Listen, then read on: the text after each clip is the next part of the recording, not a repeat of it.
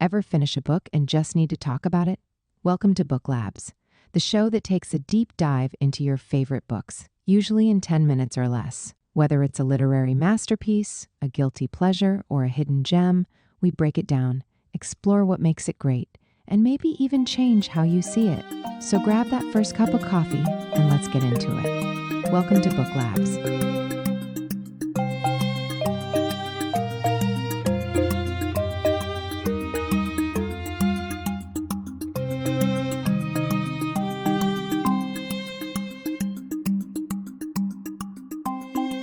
Hey everyone, and welcome. We're about to take a deep dive into a topic that, honestly, I've been personally struggling with for a while now. Building better habits, breaking those pesky bad ones, and really understanding how those tiny, everyday actions can make a huge difference in our lives. It's something we all grapple with, isn't it? How to make those positive changes stick and reach our full potential. Absolutely. So for this deep dive, we're turning to a real expert in the field, James Clear, and his best-selling book, Atomic Habits. Oh, James Clear. He's a brilliant mind in the world of habit formation. His book is packed with science-backed strategies that anyone can use. Right, and what really drew me to his work is that it's not about making drastic over-life transformations. It's about understanding the science behind habits and using that knowledge to make those small, incremental changes that over time can lead to remarkable results. It's the power of the compound effect, really, like those tiny atoms building up to create something much greater. Okay, so before we get into the nitty-gritty of how to actually build those atomic habits, let's start with the basics. I've heard a lot about this thing called the Chapit loop, but to be honest, it sounds a bit like science fiction to me. It might sound complex, but it's actually quite intuitive. Think of it this way. Every habit, whether it's brushing your teeth or scrolling through social media, follows a four-stage cycle. 4 stages. Okay, I'm listening. It starts with a cue. This is something that triggers the behavior. Like, let's say your cue is walking into the kitchen after a long day, and you see a bowl of candy on the counter. Okay, yeah, I can definitely relate to that. The cue is the bowl of candy. What happens next? Then comes the craving. It's the desire or motivation behind the habit. In this case, it might be the craving for something sweet. Oh, so the craving is that urge to grab a handful of those candies. Right, and then of course comes the response. That's the actual action you take, like reaching for the candy and popping a few in your mouth. Got it. So the response is the actual behavior itself. But there's a 4th stage, right? Yes. The final stage is the reward. It's the satisfying feeling that reinforces the habit, making you want to repeat it.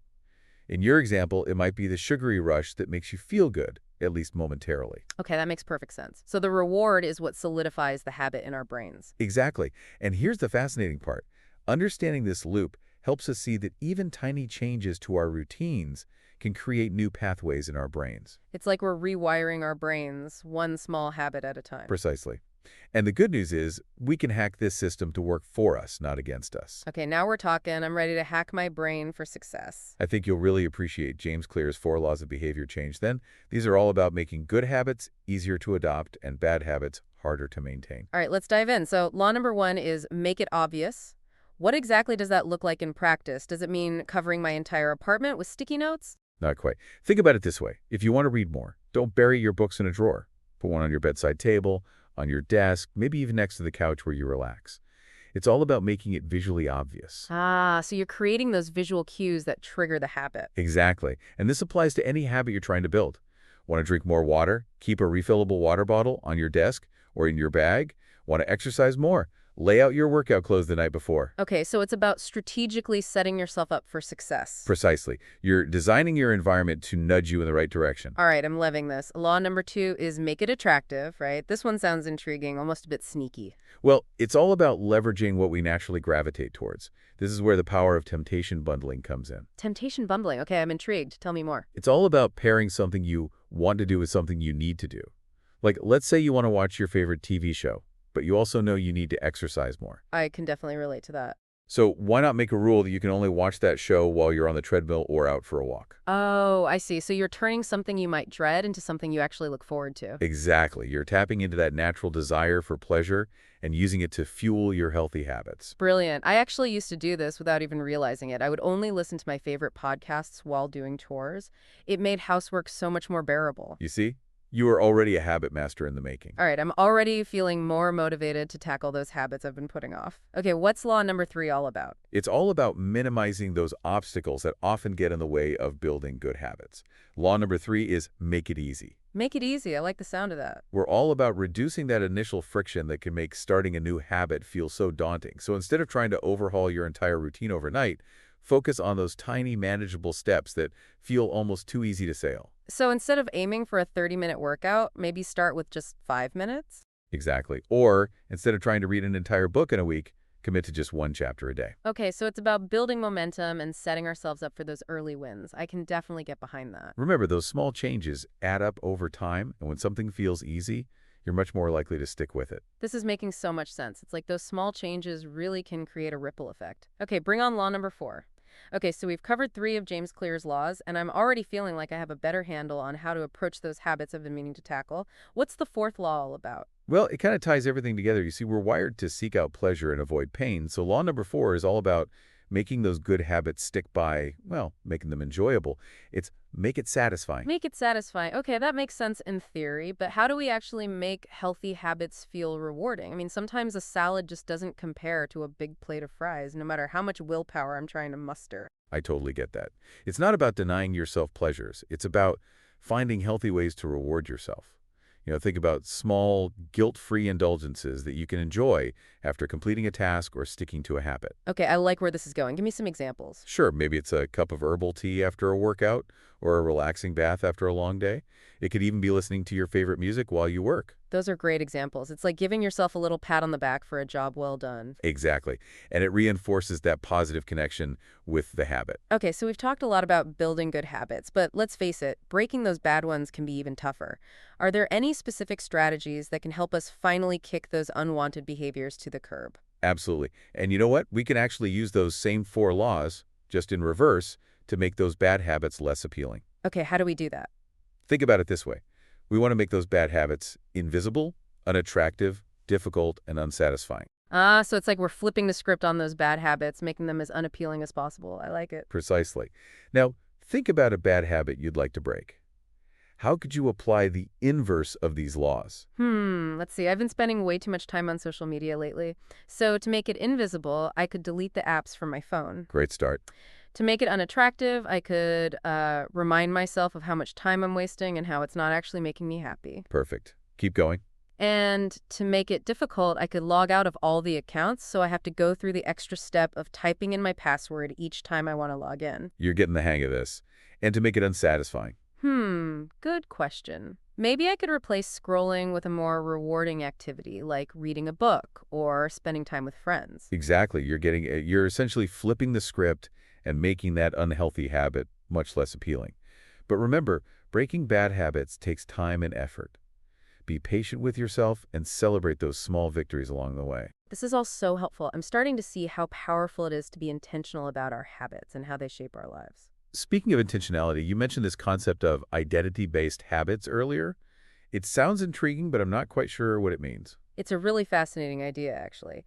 It's all about recognizing that our actions are kind of like votes for the type of person we want to become.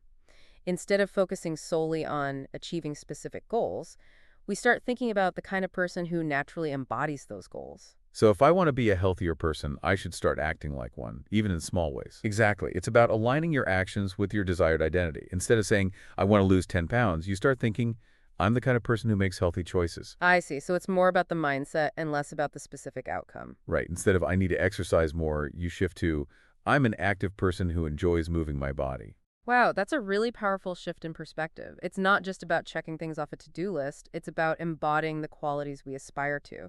I'm starting to see how this approach could be much more sustainable and motivating than just relying on willpower alone. And you know what's fascinating? When you start acting in alignment with your desired identity, even in small ways, it creates this positive feedback loop. Those small actions reinforce your new identity, making it easier to stick with those healthy habits over time. I'm starting to see a common thread here. It seems like our environment plays a much bigger role in shaping our habits than we might realize. We've all had those moments where we walk into a bakery and suddenly can't resist buying a pastry, even if we weren't even thinking about sweets before. Oh, absolutely. That's a perfect example. It really highlights how Our surroundings can often have a greater influence on our behavior than willpower alone. So how can we leverage that insight to our advantage?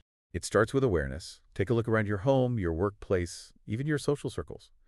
Are there any subtle cues or triggers that might be sabotaging your efforts? Like maybe hiding the junk food in the back of the pantry or keeping a bowl of fruit on the counter instead of that candy dish. Exactly. It's about making those healthy choices more visible and appealing.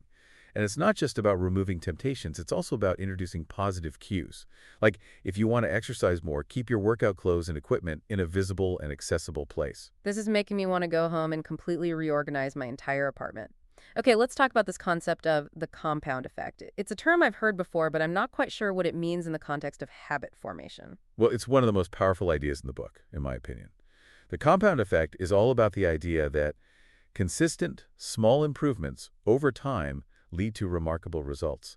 Think of it like investing money.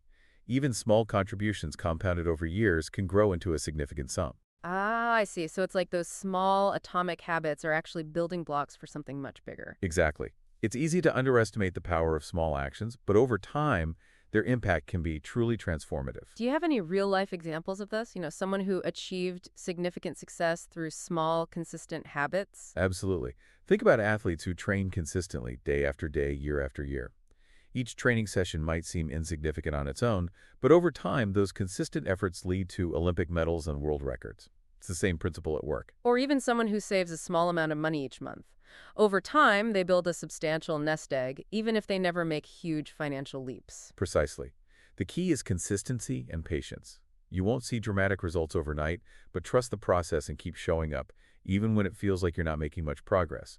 Remember, it's those small, consistent actions that compound over time, creating those extraordinary outcomes. Okay, this is inspiring. It makes those small efforts seem so much more worthwhile. But, let's be realistic for a moment. Staying motivated and consistent isn't always easy. There are going to be days when we just don't feel like it. So what are some practical strategies we can use to make sure we stick with our new habits, even when the going gets tough? That's a great question. One key is to shift our focus from goals to systems. Goals are great for setting a direction, but systems are what actually get us there. So instead of focusing on that end result, like losing 10 pounds, I should focus on building the habits that will support that outcome. Exactly. Create a system that makes it easier to choose healthy foods, exercise regularly, and get enough sleep. When you focus on building sustainable systems, you're less likely to be derailed by those inevitable setbacks. This is so empowering. It feels like we're taking back control of our lives by being intentional about our habits and our environment. Okay, this has been such an insightful conversation. I feel like I'm walking away with a whole new understanding of habits and how they shape our lives. But, I have to ask, are there any downsides to this kind of hyper-focus on habits? What about spontaneity and just going with the flow? That's an excellent point, and it's something we should definitely explore. While habits are undeniably powerful tools, it's important to strike a balance. We don't want to become so rigid that we miss out on those unexpected moments that life throws our way. Yeah, sometimes those unplanned adventures lead to the most amazing experiences. Absolutely. It's about being mindful and intentional. We don't want habits to become so rigid that they prevent us from enjoying life's beautiful, spontaneous moments. So how do we find that sweet spot? How do we know when to stick to the plan and when to ditch the plan and embrace that spontaneity? That's the million-dollar question, isn't it? And it's something we'll definitely be pondering as we continue our deep dive into atomic habits.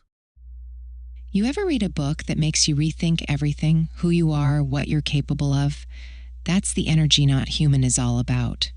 We all make mistakes, we all grow, and we all have the power to be more. Bold designs, effortless comfort.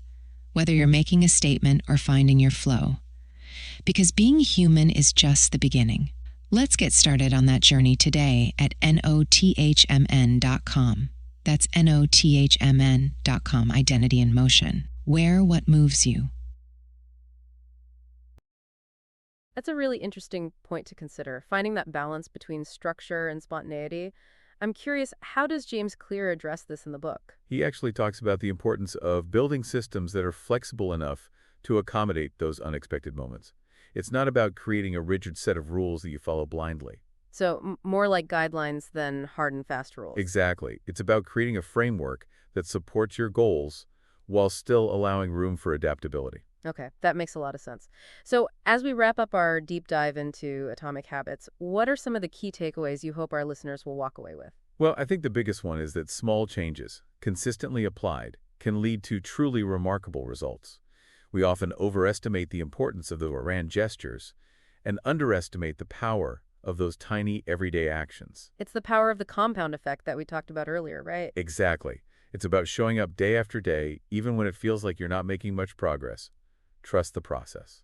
And I think another important takeaway is that our environment plays a huge role in shaping our habits. Absolutely. We can set ourselves up for success by designing our environment to support our goals and make those healthy choices the easier choices. So it's not just about willpower, it's about being strategic and creating an ecosystem that nudges us in the right direction. Right. It's about taking control of our surroundings instead of letting our surroundings control us. And ultimately, it's about remembering that we are the architects of our own lives, and even those tiny habits we build can have a profound impact on the masterpiece we create. Couldn't have said it better myself. So to our listeners, we encourage you to take what you've learned from this deep dive and start putting it into practice. Pick one small habit change and commit to it consistently. You might be surprised by the ripple effects it creates in your life. Thanks for joining us on this incredible journey into the world of atomic habits. We hope you found this deep dive insightful and inspiring.